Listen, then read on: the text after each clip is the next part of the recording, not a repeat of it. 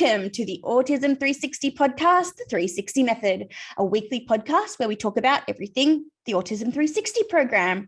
I'm your host, Ella, and every week we're going to be catching you up with what's going on in the program, chatting with team members and guests, and just exploring ideas that autism parents think about. Today, I'm going to tell you my own coaching story, my background, where I've come from, and what I did to get where I am now to be here sitting, chatting with you about autism parenting experience. So for those of you who don't know me, my name is Ella Bailey, and I'm an Autism 360 veteran coach and explorer of all things parenting support.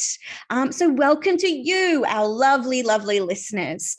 We care about you, your thoughts, your experiences, your comments on the program.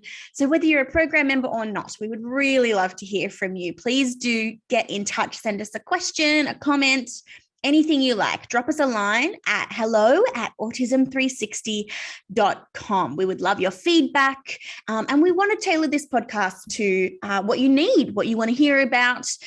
This podcast exists for you. So I would like to acknowledge the Gadigal people of the Eora Nation, on whose land I live and work, and from where this podcast is being broadcast today. And I would also like to add that this podcast does not substitute for medical advice. If you're concerned about yourself or a child or somebody you love, please do get in contact with a healthcare professional. So as I get started with telling my coaching story, I would like you to come with me on a bit of an imaginative journey. Okay, so I come from Sydney, Australia. One day, I'm an underemployed arts student. I am looking for some nannying work to kind of pay the bills while I figure out what I want to do with my arts degree. And I get this really fun-looking nannying job with a family in Bondi. So right on the beach, beautiful house, these gorgeous kids, 3 kids. And, one day we were parked up near the beach, and we were waiting for something. I can't remember it was, but what I want you to imagine is I'm sitting inside a big 4-wheel drive. There's 3 kids in the back, and then I'm in the passenger seat, and mum, that I'm nannying for, is in the driver's seat. And something that I guess is an important detail here is that the eldest of the 3 children that I was looking for had some significant disabilities, both physiological and cognitive impairments. And so there was an increased care load for that family. So that was, part of the reason I'd been brought on. It was to make sure that all the kids had what they needed. And I got into a conversation with the mum of this family, just talking about her experience of raising her 3 kids. She was a doctor, her husband was a doctor, and they were really time poor. They had a lot on their plate. They were both kind of early career doctors, so they were doing long hours, etc. And they had these 3 kids, one of whom had some significant disabilities. And I remember mum, she got really teary all of a sudden. Here's me, I'm like 22, something like that. She got really teary and just talking about her experience of trying to balance having a career, trying to balance having kids. But specifically, she started talking about what it was like to try and meet the needs of her child with a disability. And, I felt completely underprepared to deal with this, just a nanny kind of thing. But it was obvious that she had no one to hear her talk about this subject. It was obvious that she had no other safe place where she could just say how she was feeling about the situation. And the thing that she said to me that really stuck in my mind, that really, it's I guess I feel like it's the start of this journey for me, is that she said, and with all her kids in the car, if I had known how hard this was going to be, I wouldn't have had him, referring to her child with a disability. And that broke me. I was sitting listening, and I didn't have any skills then. I didn't have any skills to help support her. But the fact that she was telling me, a basic stranger, in her car by the beach, she's crying with her kids in the back, that she felt so broken by this situation that she wished her life had turned out differently made me realize that there was some significant work to be done in this area. There is so much pain, in families of children with a disability, and that family, who I don't even remember their names. I'm not going to lie. I don't remember their names. I don't remember who the kid was. I didn't stay with them very long, but it was the start of me realizing that I wanted to change things for these families, that it didn't have to be this way, that mums don't have to carry this around. They just need the support, and that no child should ever have to hear their parent in so much pain about the way that their life turned out. And it wasn't long after that I got snapped up. I got headhunted by one of my friends who actually worked as a psychologist at an early intervention centre in Sydney. So, she didn't have anything to go on other than, the way that she saw me interacting with kids, my demeanour with her as a friend, and she gave me a job working as a therapy assistant as I started to undertake what I knew was then going to be kind of what I wanted to, quote unquote, do with my life, which was my psychology degree. So I started my psychology degree. I was working in early intervention, just learning all about the industry. I was like a sponge. I had no, a lot of people in the industry, they have family members who have a disability, or a child with autism, or, they have some sort of personal connection to autistic people. But I don't have that. I don't have, as far as I know, close family members with an autism diagnosis or anything like that. But what I did have was this experience of this mother's pain that I wanted to do something about. And, I chugged through my university degree. I was still, qualifying, finishing off my psych degree and working in early intervention. And what I got the chance to do during those years, which I didn't realize at the time was going to be really important, but did end up being really important, was just living life day to day, hour to hour in the homes of families with autistic children. So I would spend, up to 10 hours a week with a particular family in their home, seeing the things that they struggle with, trying to, get their kiddo to eat nutritious food to help them grow, or, mum breaking down because she can't have a shower, or not being able to leave the house, feeling trapped. And it was, a really formative experience for me to be able to see the kind of day-to-day realities of what it's like to live supporting an autistic child, the way that the industry currently supports, children for the most part. And it was really formative. And I did that for, however many years, 2 or 4 years, until I moved overseas. So when I finished up my psych degree, I moved overseas to work in disability support in Copenhagen, in Denmark. And, lots of people may know that there's a very different social expectation of what gets provided for communities by the government in Scandinavian countries. It's a little bit different than here in Australia.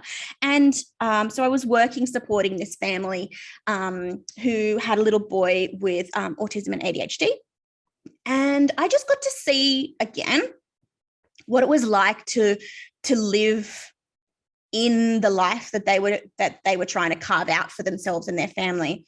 And I remember this one time I had gone to pick him up from school. That was something they really needed support with because he really struggled in the classroom. So I got to, go in to give movement breaks, support him to transition from school to home and vice versa, that sort of thing. It was really great. I really loved it. And I remember his classroom teacher pulling me aside. He had this thick Danish accent, and he sort of said, "Hey, Ella, we're worried about this child. We're worried that the family aren't coping. We're worried that they aren't getting the support that they need. What do you think? How are things looking at home?"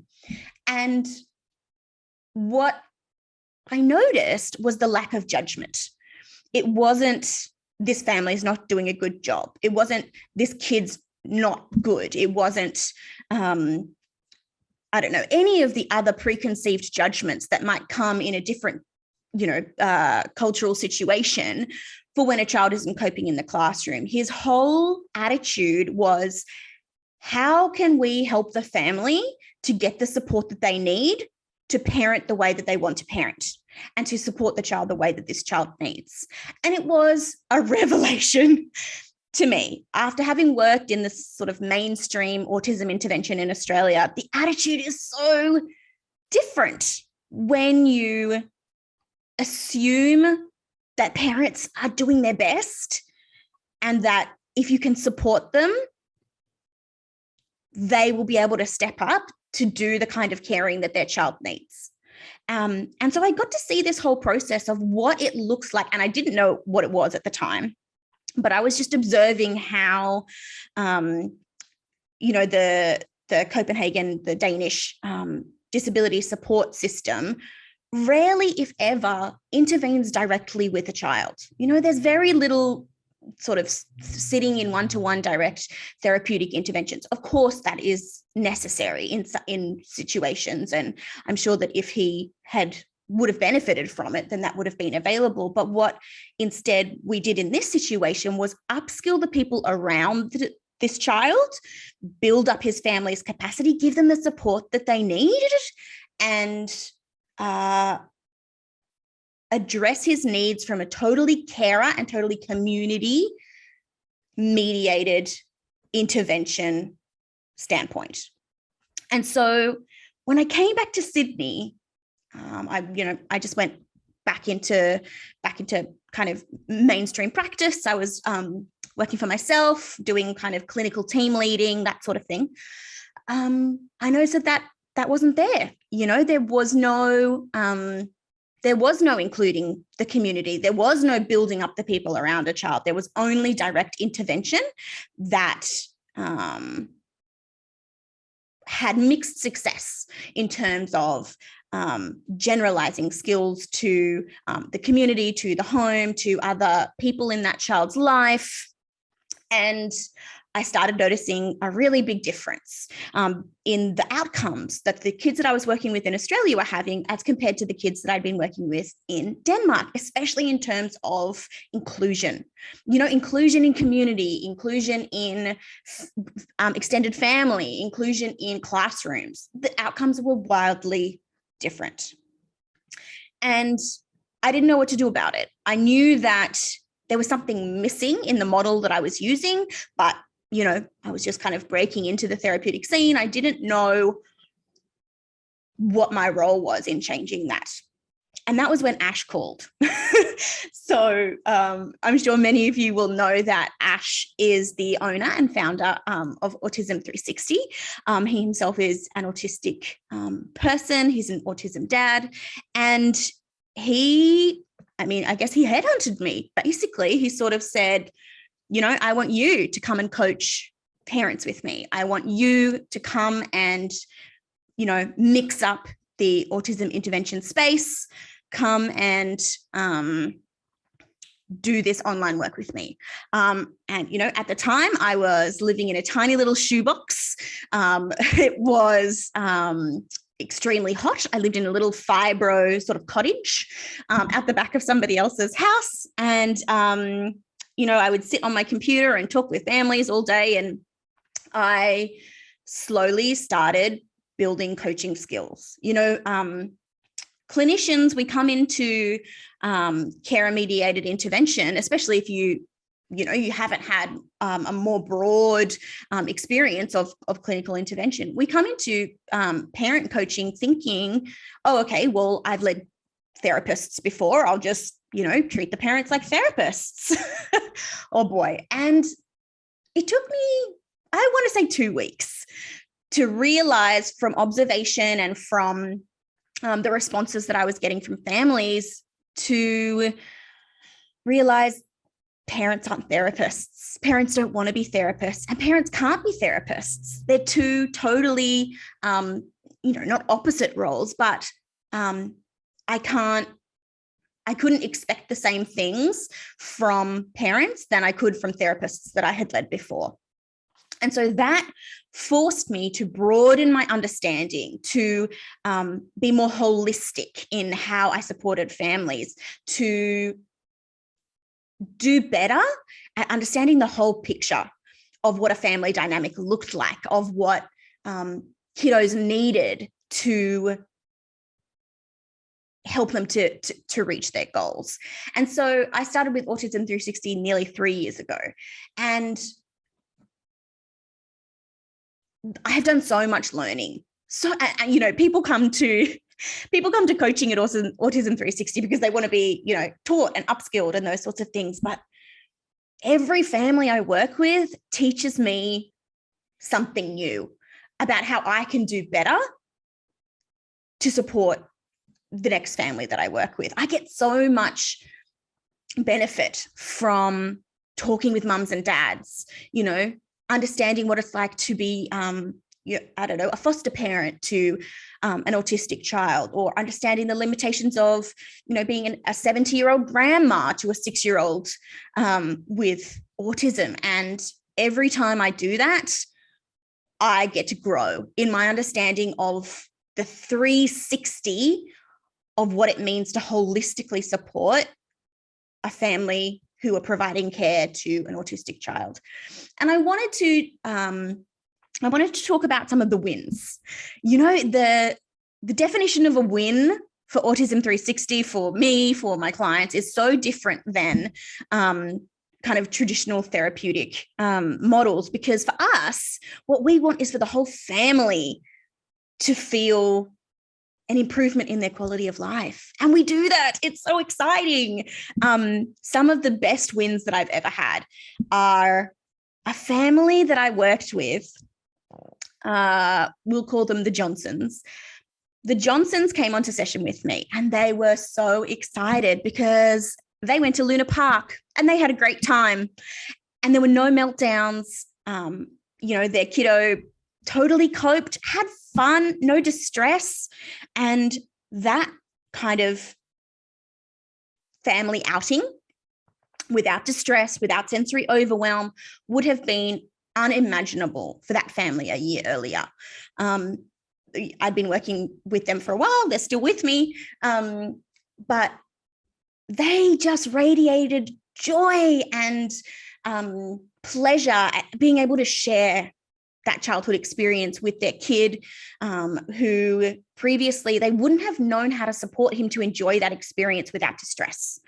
And they just felt so in control of how to manage a busy situation, like going to, for those of you who aren't Sydney-siders, Luna Park is a theme park sort of thing. It's quite small.